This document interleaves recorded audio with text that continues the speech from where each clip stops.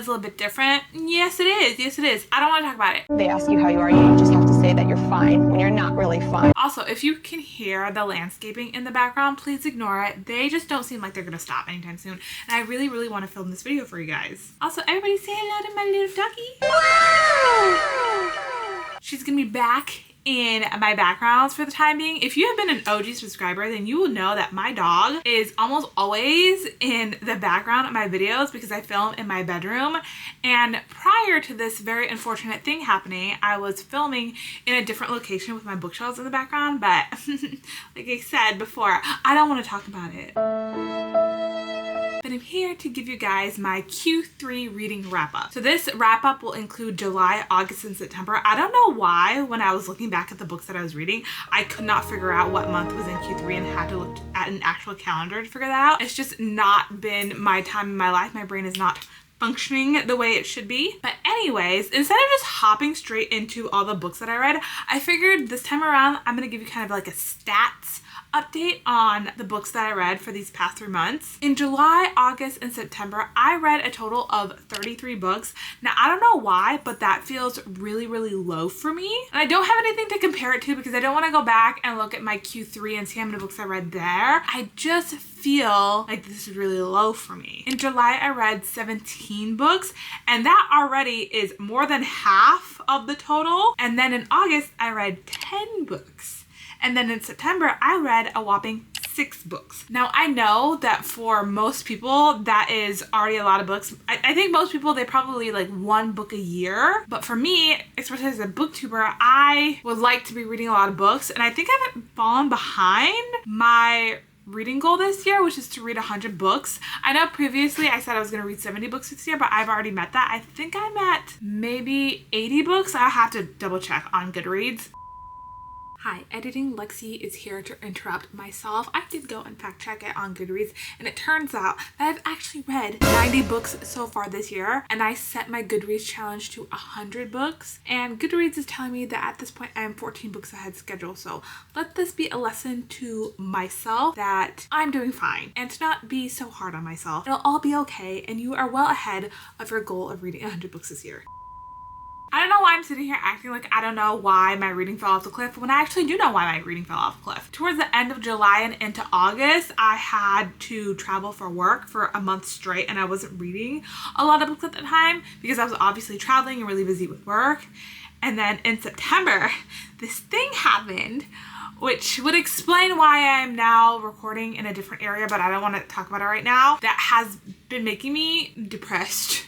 So I haven't been reading a whole lot. But it's fine, it's fine, it's fine. I feel like I'm turning a corner. Now let's talk about the star ratings of all the books that I've read. Surprisingly, out of the 33 books that I've read, 8 of those books were 5 stars. And that is amazing. As y'all know, I am a picky reader and I do not give out 5 stars a whole lot. And then 11 out of those 33 books, I gave 4 stars, which is also amazing, amazing. 4 stars are, I guess I give those out more frequently than I do a 5 stars, but 4 stars does mean that I really, really like a book, so that's great. And then 4 of those 33 books, I gave 3 stars, so they were just kind of meh books. And then 2 out of those 33 books, I gave 2 stars, which isn't horrible, it was only 2 books.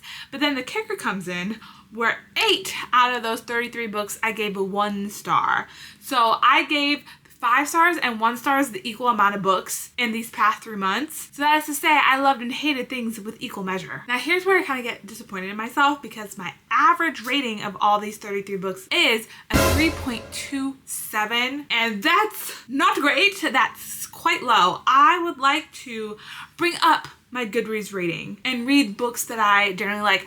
I think what has brought my ratings down is that I did read 2 books in these past 3 months that I normally would not have picked up, which was The Uglies and The Pretties for those plot summary videos. And as you know, if you've watched those videos, I did not like those books at all. So now why don't we get into the actual wrap up portion of this video. And normally I would hold the book up for you while I discuss them, but as we mentioned before many times, I'm currently living in a different location and I don't have my books with me. So we will not be doing that. I will have have to be putting the picture of the book on the screen for you, why don't we go ahead and get all the rancid books right out of the way and discuss all the 1-star books that I've read. So the first 1-star book I read was Hell Stranger by Catherine Center, and I absolutely hated this book. This book is about a woman who has face blindness, which is caused by a birth defect in her brain that she has to have surgery for in order for it to not like kill her. But the entire book, she goes around having face blindness and she confuses many other people with each other, but then somehow is able to recognize her best friend even though she has face blindness. There are a lot of inconsistencies in this book, and I also thought it treated medical conditions in the brain, especially because I have one, very poorly, and it feels like Catherine Center decided to do the bare minimum work when it came to researching brain surgeries and invisible illnesses. It just felt insensitive, and I did not like this book. 1 star. Next 1-star book is Pucking Around by Emily Rath, and I am so sorry to all of the hockey romance girlies out there that love this book, but I hated it.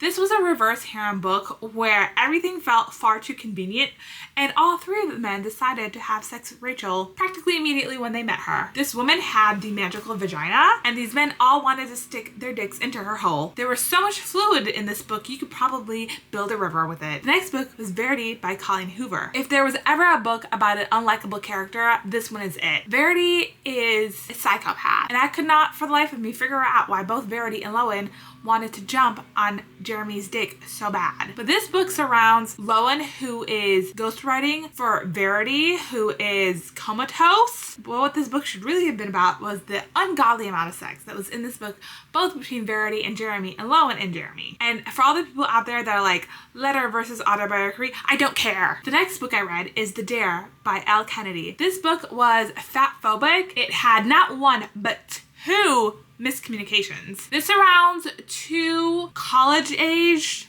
people. The guy, I think his name is Nate, or maybe I'm getting that confused with a different book, but he is a hockey player. And then we have the girl, I want to say her name is Taylor. She is a plus-size woman. She talks bad about herself so much. There's so much diet talk about herself, and she is just like, no one can ever love me because I'm so overweight and so ugly. And then we have the guy, maybe his name is Connor? Correct!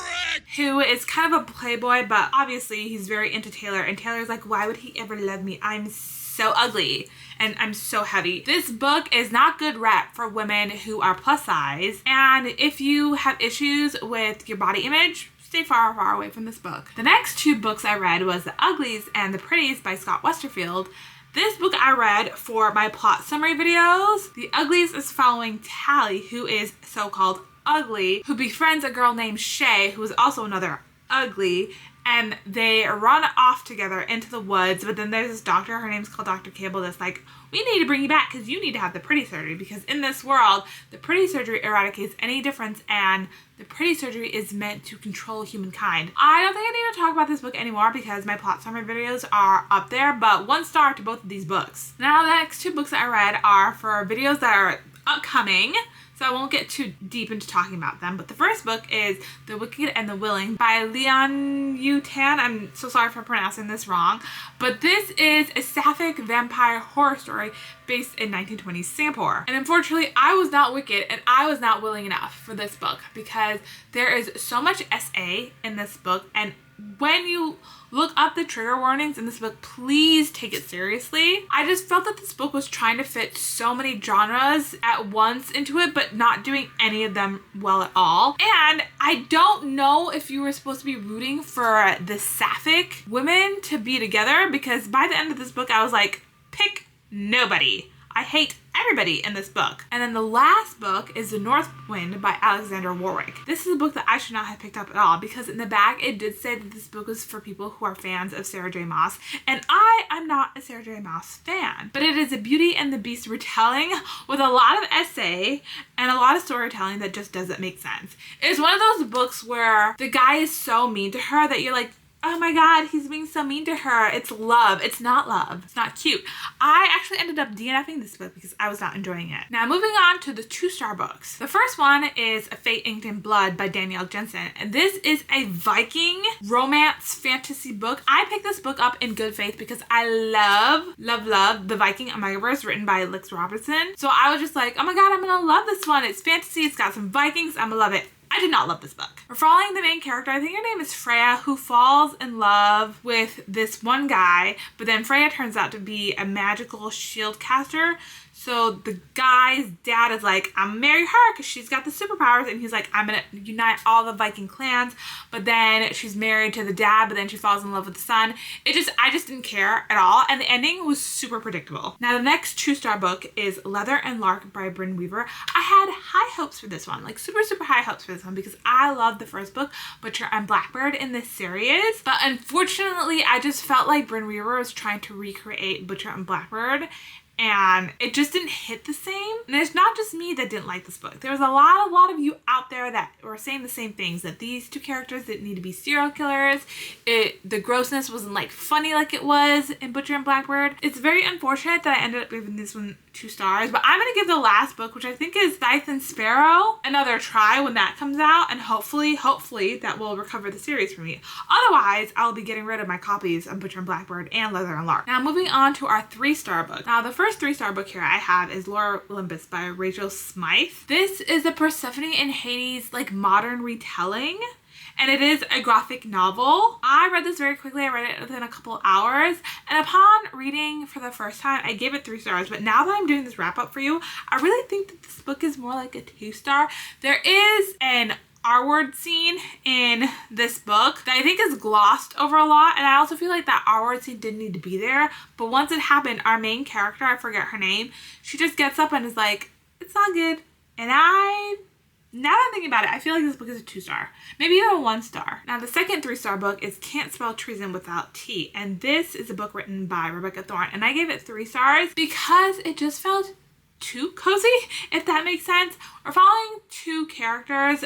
One is a woman and she used to be like a guard for this evil queen, and the other girl is like a magical mage, and this is a sapphic story. I just felt like it was too slow going. I mean, I do love me some cozy fantasy, but I feel like this one just like a little too slow on that end. But they are opening up a bookstore that sells baked goods. It's a lot like Legend Lattes, but I want to say it's just a little bit more sapphic, and it has a bit of a higher stake. So like Legends and Lattes, Can't Spell Treason Without T, they're kind of like in the same realm of each other, but I preferred Legend and Lattes over this one. Now the last book in this 3-star rating is The Poppy War by R.F. Kuang. Now this is the first R.F. Kuang book that I have ever read, and I feel like I picked this book up at the wrong time because I was going through something in my life that took me on a spin, on a whirl, turned my life upside down, if you will. And I tried to muscle my way through this book and pretend that I wasn't like depressed when I should have just put this book down. So this is not the fault of our Kuang or the book.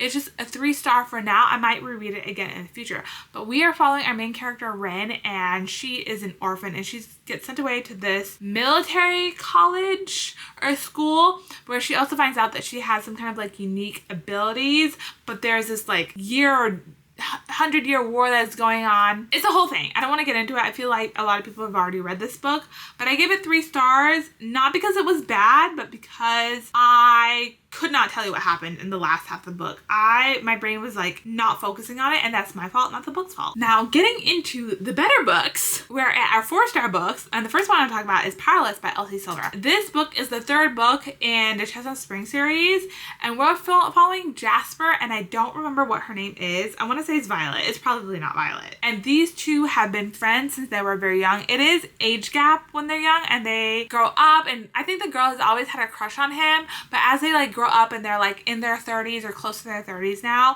he finally admits to have feelings for her, and the romance takes off from there. It's very cute. It's like a childhood best friends to lovers kind of story, and this is a book where I would say that you really need to have read the prior books in the series in order to get it, or not immediately think that they just fell in love out of nowhere. But I really enjoyed this.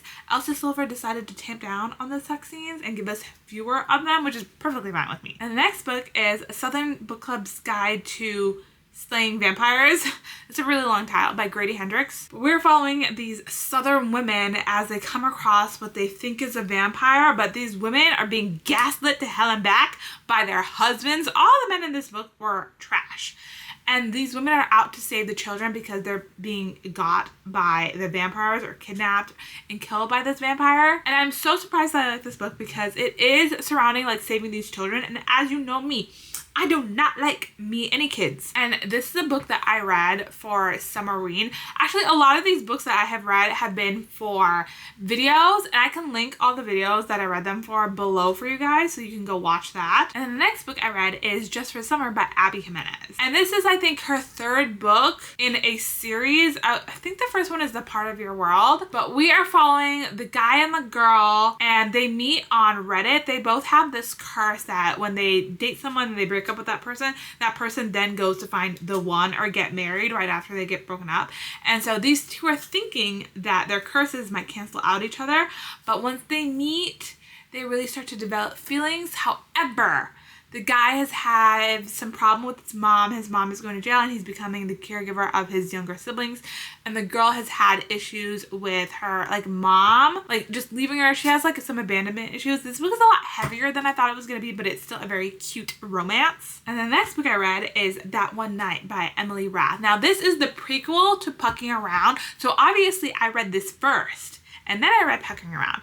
And this book is following the main character, Rachel, meeting Jake. They meet randomly at a bar in Seattle or like at a hotel. They have a one-night stand, which led me to think that Pucking Around was going to be the Rachel and Jake love story. And so I was in it. I was like, yes, 100%. And then I got to Pucking Around and I was like, what the fuck is this? And the next book I read is Before the Coffee Gets Cold, and I will not even try to pronounce the author's name, but this is the book that is translated from Japanese, and we're following, I think, 4 or 5 different characters as they work in this coffee shop, and this coffee shop is magical, and you're able to go back in time to visit a relative or talk to them for a very short amount of time.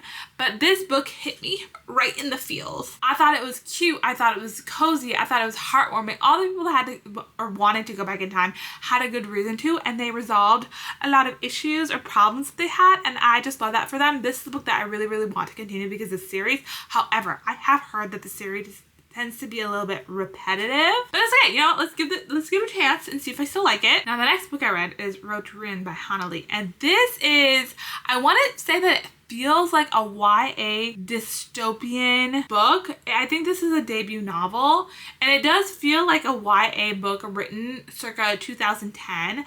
But it's also a poly story. And I don't remember all the 3 characters' names, but there's this princess who's like a shield caster. There is this girl who's a maid bike rider. And then there's this guy, I think he's a prince. And they all end up falling in love with each other, but they're also trying to find out why their world is slowly becoming more deserted. Like, it's kind of a cross between Mad Max and like a fantasy novel. I would recommend this. If you want to try to get back into fantasy, this is a good place to start. Now, the next book I read was Starfly by Melissa Landers, and this is a reread for me. This is following our main girl, and she is a thief. She's like an outcast, and she's trying to get to the outer rims. It's sci-fi of like the planets where she feels like she can be like left alone. And she hops a ride on one of her high school nemesis's ship, and this guy, I think his name is Dorian or somewhere around that. He is very rich, and he's like, yes, you can hop on my ship, but you will be my slave. And she ends up knocking him out, and he has some like memory problems, and she's able to take advantage of it. If you like the 1-season show Firefly, I think that you would like this book. It is very much giving that vibe, but it is YA, it is sci-fi, so I don't think I would recommend it for everybody. You just have to be a really, really big fan of Firefly in order to enjoy this book. Now, the next book I read is Vengeful by V Schwab, and this is a sequel to Vicious. So in Vicious, we're following Eli and Victor, and it's very much giving Magneto and Professor X vibes, but it's just so complex, their relationship with each other. And this book picks off pretty much right where the first one left off. I think I enjoyed this a little bit less than the first one. And I know that there's a 3rd book coming out, but that 3rd book has been announced for like over 5 years, I feel like. I feel like it's never gonna come out. But I love the series. And the next book I read was The Stars Are on Our Side by Jennifer Hartman. Now, this is a book that I read for a Reading Dark Romance, like part 2 kind of video. And this is a continuation between Still Beating and Lotus. And those 2 books are some of my favorite dark romances that I've ever read. So when I saw that Jennifer Hartman was coming out with this book, I was like, I need to to get my hands on it. This one we're following Tabitha and Gabe, and Tabitha is the only victim that the matchmaker killer willingly let go. And Gabe meets her because Gabe's brother was kidnapped for like 22 years. It's a whole thing. I don't want to give the whole plot away, but it's super cute. I gave it 4 stars because I didn't enjoy Gabe's plot, but altogether I enjoyed the book a lot, and I enjoyed like Tabitha and her journey of self-healing and like falling in love with Gabe. It was just very cute and I love it. And Jennifer Hartman really knows how to write a dark romance. She's not had a miss for me so far. Now this next book I read, Lady for a Duke by Alexis Hall. I read it purely because of Sarah Without an Age's Patreon. She was doing this choose your own adventure challenge, and this book was chosen because one of the challenge was to like phone a friend and have a friend pick the book that you will read. So the person on the Patreon that picked the book that I was gonna read, her name is Anna. We love Anna. We stan Anna, and Anna did such a good job in picking this book for me because I'm a picky reader, and the fact that Anna was able to find a book that I give 4 stars is just, I'm gobsmacked. But this is a like Regency romance, but one of the main characters is trans. The two main character, they knew each other as kids, but then they went off to war. The Duke thought that his friend had passed away in the war and he like never emotionally recovered from that. But then it turns out the friend did not die and the friend became trans, a trans woman, and then they reconnect, and it's just their journey of her finding out if he's gonna still accept her and them just like falling in love with each other. It was just so cute. It's only 4 stars because it is over 400 pages, and that was a lot for romance. It doesn't matter what the romance is about, but if it's over 350 pages, that's when I'm like, you're overstaying, you're welcome. And that's why I gave it 4 stars, but I really, really did enjoy it. Props to Anna. Now, the last book that I read for this 4-star category is Taming the Wolf by Gra Robbery, which I mentioned earlier. This is a Viking Omegaverse, and it is a reverse harem, but it's a reverse harem that's done well. And it's the second book in the series. This is about a group of Vikings that have discovered this mythical like woman called the Vanya de Tur, and they're about to go to war to get these mythical women back. But it is a reverse harem between our main character Tamsin, Thrain, Olaf, and Ivar, and this book is just taking the time to stew and get the reverse harem together. I just think the author is doing such a good job with blending the Omegaverse, reverse harem, and this Viking story together. It's just so well done. I recommend it to everybody out there. I'm so sorry, my battery died, as it tends to do when I record longer videos. But we're back, and we are now discussing all of my 5-star books. As I mentioned before, I gave 8 out of the 33 books that I've read these past 3 months 5 stars, which is great for me. Excuse my dog doing downward dog on this bed.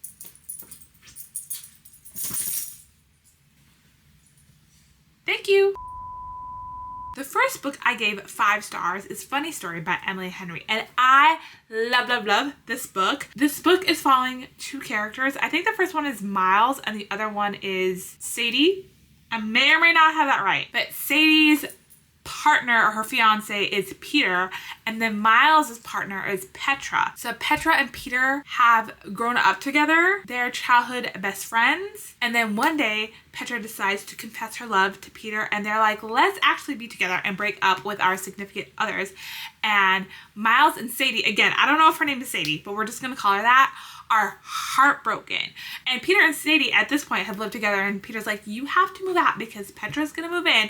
And she's like, where am I gonna live? So Miles and Sadie end up moving in together, and that's kind of like where their relationship starts off, because at first they wanted to make Peter and Petra jealous that they were together, but then they actually do develop feelings for each other, and it's so cute. I felt it was so realistic and so well done, even though the concept of it was kind of out there. I just love Sadie as a character. She's always been one of those girls that's had a boyfriend, and in this book she's like, I don't want to be one of those girls that's always in a relationship. I just want to be me. She's like, I don't know who I am.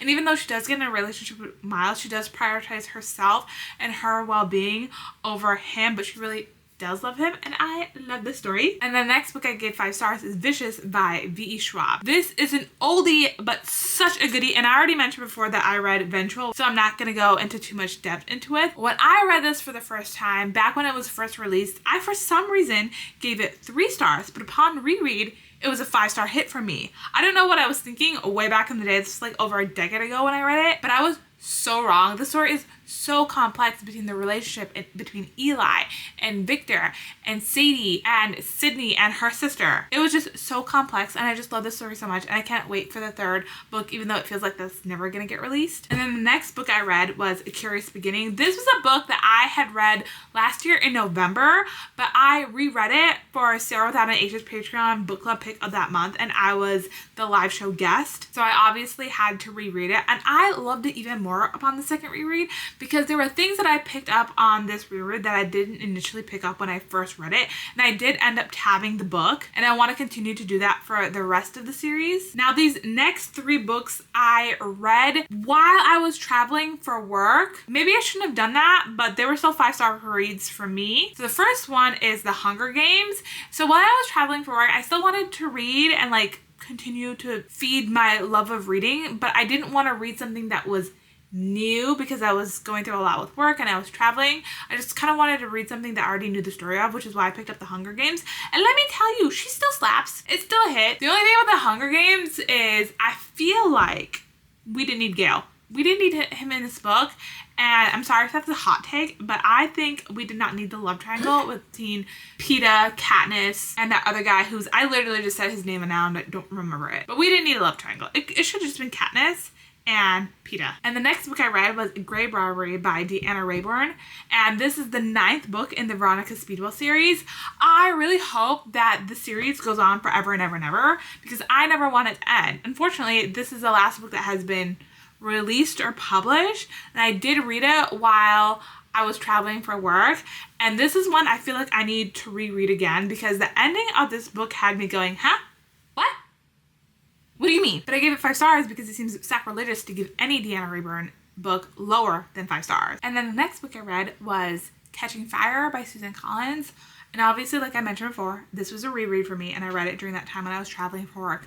I need to say nothing else.